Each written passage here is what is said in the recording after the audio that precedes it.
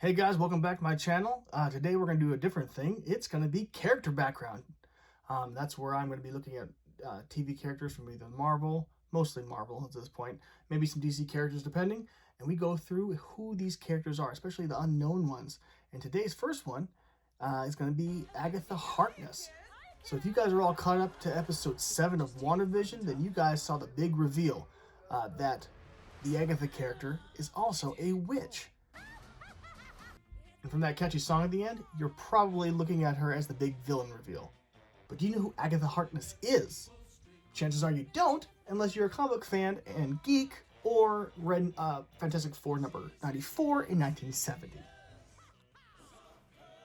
Today, let's take a quick dive into who this character is.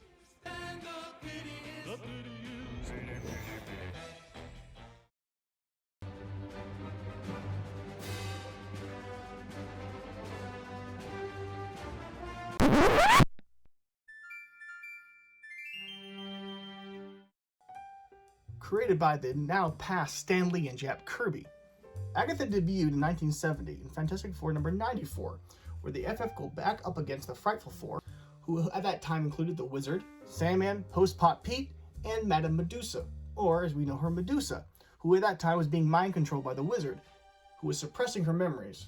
But that's another story. Getting back to Agatha. In this story, she was introduced as Franklin's governess, and for those of you who don't know, is Reed and Sue's oldest son and only son. They came to fight the Fantastic Four, and Agatha helped put a whooping on them. And eventually would then go on to help them defeat Annihilus, a new lord of the Negative Zone, and if rumors are true, will be one of the villains being introduced in the upcoming MCU films.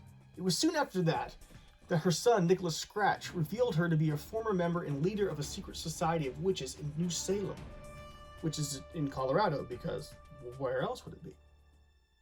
Scratch has since taken over the town and convinced its members that Agatha had betrayed them by working with the Fantastic Four.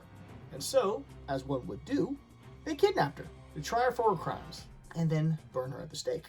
The Fantastic Four came to her assistance and fought Scratch and his children, Agatha's grandchildren, though you may not be able to tell by how they look, but you know what? We're not going to judge, who go by the name of Salem 7.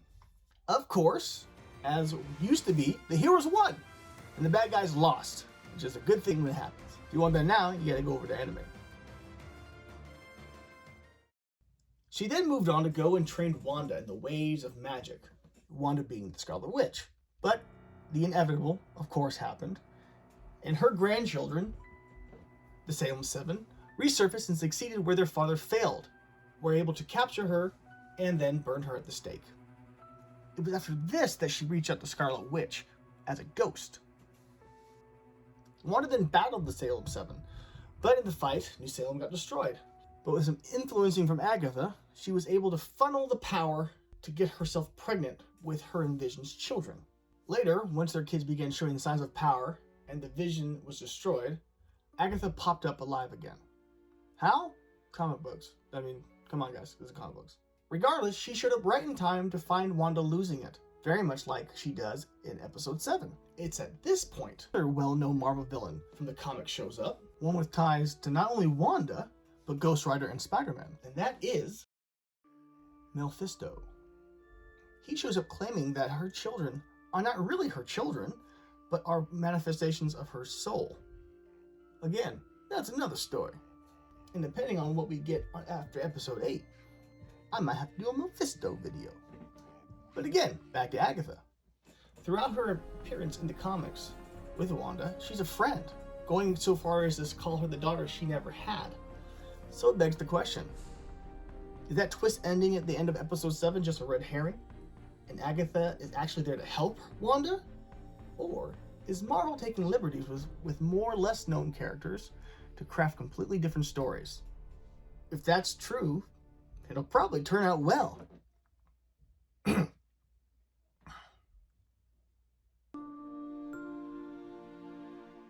hope you enjoyed this character background video.